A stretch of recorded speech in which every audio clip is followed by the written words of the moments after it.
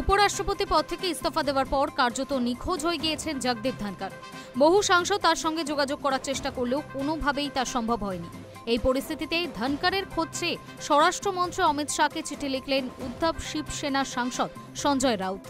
জানা গিয়েছে 10ই আগস্ট অমিত শাহকে এই চিঠি লেখেন সঞ্জয় রাউত। চিঠিতে তিনি জানতে চান, আমাদের প্রাক্তন উপরাষ্ট্রপতির সম্পর্কে কোনো খোঁজ পাওয়া যাচ্ছে না। তিনি এখন কোথায় রয়েছেন, ওনার স্বাস্থ্য কেমন রয়েছে, এই বিষয়ে কোনো তথ্য পাওয়া যাচ্ছে না।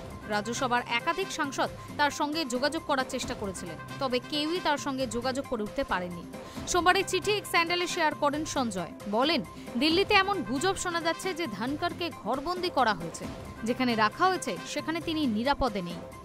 এক্স হ্যান্ডেলে রাউত লিখেছেন, ধনখড় তো বটেই, তার নিরাপত্তার দায়িত্বে থাকা কর্মীদের সঙ্গেও কোনো যোগাযোগ করা যাচ্ছে না। এটা সত্যি উদ্বেগের বিষয়।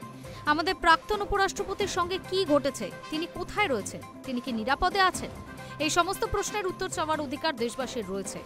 গত বৃহস্পতিবারও এই বিষয়ে প্রশ্ন তুলেছিল সঞ্জয়।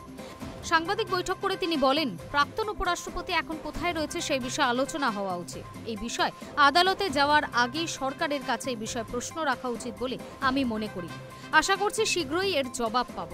উল্লেখ্য, সকলকে অবাক করে গত 21শে জুলাই হঠাৎ নিজের পদ থেকে ইস্তফা দেন উপরাষ্ট্রপতি জগদীপ ধনখড়। তার এই ইস্তফা নিয়ে রীতিমতো চর্চা শুরু হয় জাতীয় রাজনীতিতে। এই ইস্তফার কারণ হিসেবে রাষ্ট্রপতির কাছে নিজের শারীরিক অসুস্থতার কথা বলেন তিনি।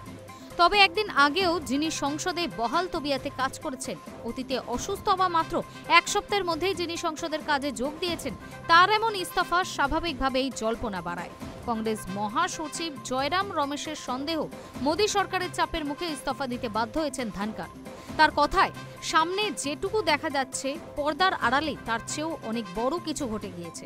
সেই জল্পনার মাঝেই এবার কার্যত নিখোঁজ হলেন খার্গে। High news network.